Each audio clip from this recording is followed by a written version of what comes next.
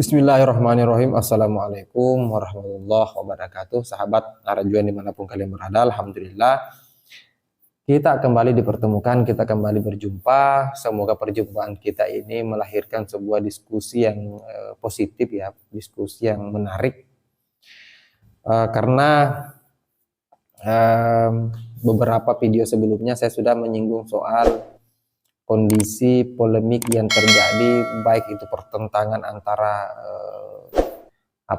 Surya Wali Songo, kemudian ada Kiai Imad di sana sebagai orang yang kemudian menjadi patron di sana ya, berhadapan-hadapan dengan kelompok-kelompok Ba'alawi.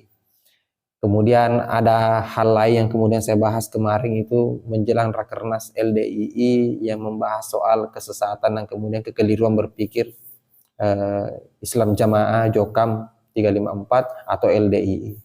Nah, di beberapa waktu yang lalu terkait persoalan konflik yang terjadi mungkin di Palestina dengan Israel, serangan Hamas, serangan Fatah, serangan pejuang-pejuang Palestina yang kemudian berhadapan-hadapan dengan Israel. Nah, tapi kita tidak akan mendiskusikan itu ya, itu hanya sebatas pengantar saja. Yang ingin saya bahas adalah ada beberapa kelompok yang kemudian berteriak juga soal keprihatinannya terhadap Palestina, soal kondisi yang ada di Palestina. Saya tidak ingin mengatakan bahwa itu adalah sesuatu yang salah, karena saya pun secara pribadi pernah saya buat videonya juga bahwa kita ini adalah orang-orang yang kemudian prihatin dengan kondisi saudara-saudara kita yang ada di Palestina. Gerakan yang dilakukan oleh kelompok Zionis Israel kepada saudara-saudara kita yang ada di Palestina itu terus terang itu adalah peristiwa-peristiwa atau kekejaman kemanusiaan. Nah, bukan lagi persoalan konflik agama yang terjadi, tapi lebih dari itu ada persoalan kemanusiaan yang terjadi di sana. Banyak saudara-saudara kita yang harus berjatuhan, tumbang, kemudian wafat, gugur dalam pertikaian antara Hamas dengan Israel ya beberapa waktu yang lalu. Nah, ada kelompok di Indonesia yang dari setiap kemunculannya dia pasti membutuhkan momentum. Ya, paham ya kalau saya katakan seperti itu. Kemunculannya dia pasti harus ada panggung besar yang harus dia tempati. Siapa lagi kalau bukan ex-FPI.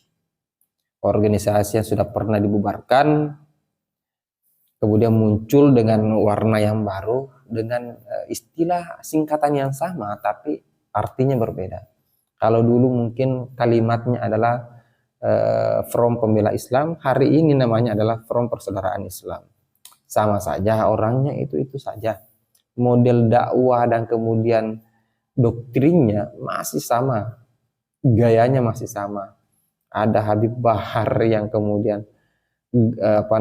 sangar sekali ya, muncul di permukaan dengan nada-nada keras, dengan kalimat-kalimat yang provokatif misalnya.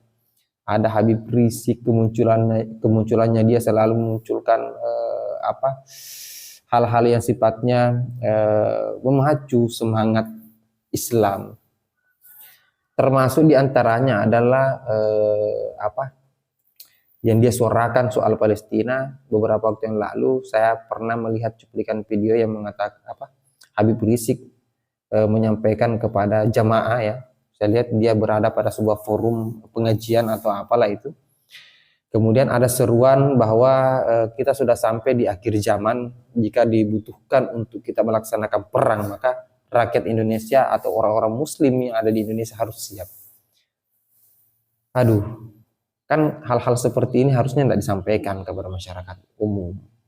Kalaupun misalnya genting persoalan yang terjadi antara Israel dan Palestina dan kemudian memicu perang dunia ketiga, ya kita harus tetap menunggu aba-aba dari presiden, kita harus tetap menunggu aba-aba dari orang-orang yang kemudian memiliki wewenang untuk mengurusi hal-hal yang sifatnya ketegangan antara negara ini.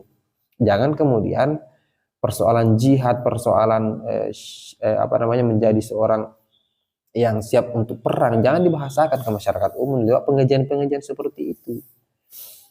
Nah, termasuk ketika misalnya kita tahu apa sejarah dari seorang Habib Rizik ini yang pernah menjadi patron pada peristiwa aksi bela Islam 212. Ternyata ada cuplikan video yang saya dapatkan di YouTube.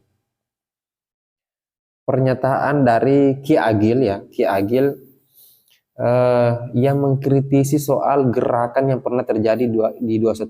Jadi ini seolah-olah menjadi refleksi saja ya sahabat-sahabat sekalian. Saya tidak tahu ini video dibuat tahun berapa, tapi saya pikir ini tepat untuk saya angkat pada kondisi hari ini, kondisi saat ini, di mana Ki Agil mengatakan bahwa kondisi yang pernah terjadi pada waktu itu ada peristiwa bela Islam 212 yang kemudian menghadirkan jutaan orang atau berapa puluh ribu orang di Monas melaksanakan sholat Jumat di sana dan kemudian berteriak untuk membela Islam dan lain sebagainya.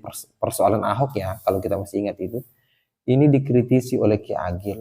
Apakah Islam besar dengan model seperti itu? Apakah misalnya Islam maju dengan kondisi yang dilakukan oleh Habib Rizik? Kita dengarkan bersama-sama dulu pernyataan dari Ki Agil. Setelah itu kita diskusikan ya. 212, hampir 2 juta orang kumpul yang Monas sholat Jumat. Demo. Sawise demo tuh loh, sesudahnya demo sholat Jumat tuh loh. Apa Islam maju? Islam bangkit gitu? Islam berwibawa gitu? Enggak, sama sekali. Tetap yang berjasa besar menjaga, memperbesar, meningkatkan kualitas agama Islam adalah para ulama. Sejak dulu, bukan dari sekarang. Jelas ya.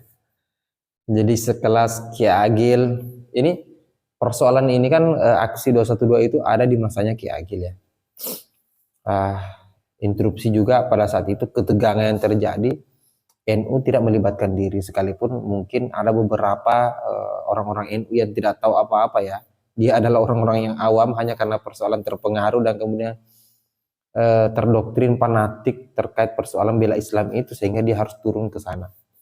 Tapi NU secara struktural itu tidak ada interupsi untuk ikut dalam perhelatan besar yang diadakan oleh Habib Rizik di Monas itu, aksi 212 bela Islam.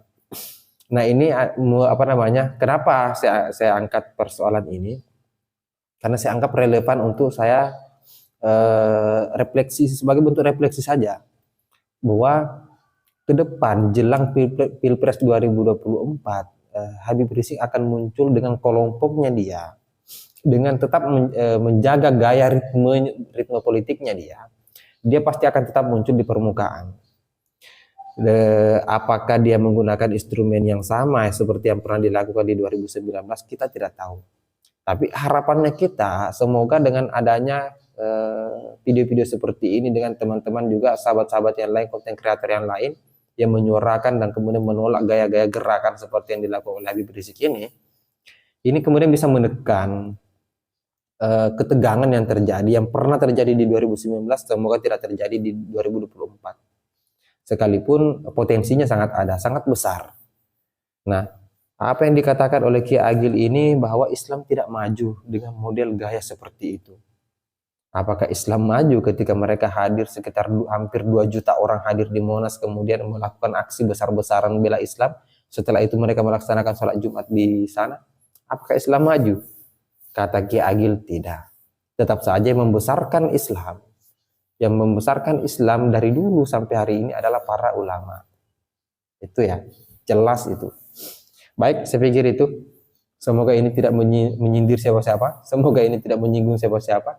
Tapi jika tersinggung, semoga bisa berkomentar di kolom komentar ya. Berdiskusi dengan bijak lah, jangan marah-marah. Mungkin itu saja sahabat-sahabat sekalian. Terima kasih. Akhir kata, wallahul muwaffiq ila aqwamit thoriq. Assalamualaikum warahmatullahi wabarakatuh.